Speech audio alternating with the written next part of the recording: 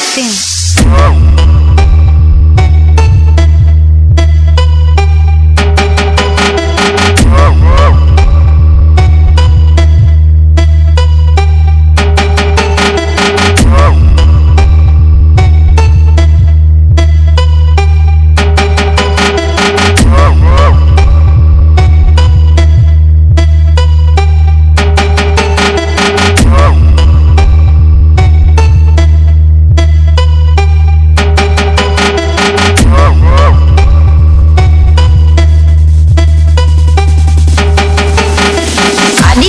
बाबू आदित्य बाबू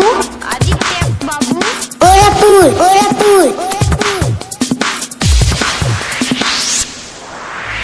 कदे चट्टा हुआ का समझा थे अपने आप के। हाँ ते हमारे सामने पिलवा रहे और पिलवा है और पिलवा आवे समझे।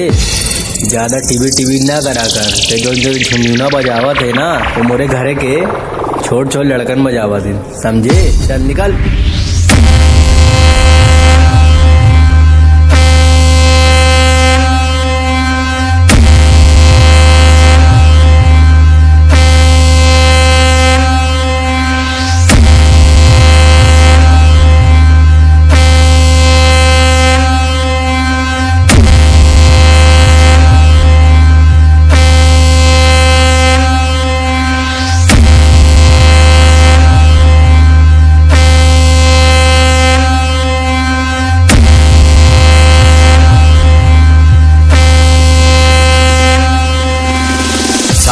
पहन ले चूड़ी और पहन ले साया काहे की बेटवा हमारे सामने कौनो नहीं टिक पाया।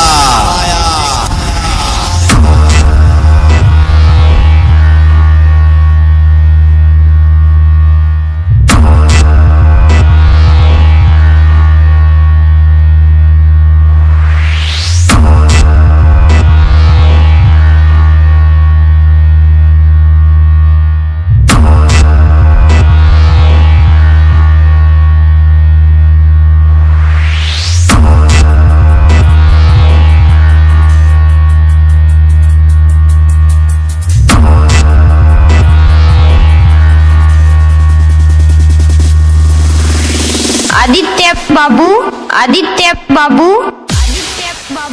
गोरखपुर अरे भाई तुम्हारा औकात ना है हमसे लड़े के। जा पतली गली से निकल लो। हिजड़ा कहीं का मर्द से पंगा ले।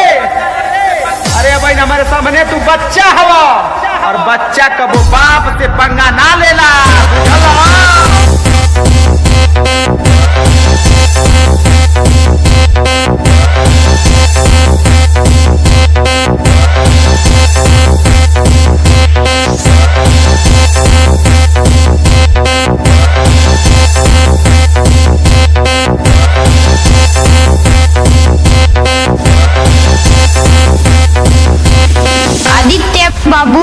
आदित्य बाबू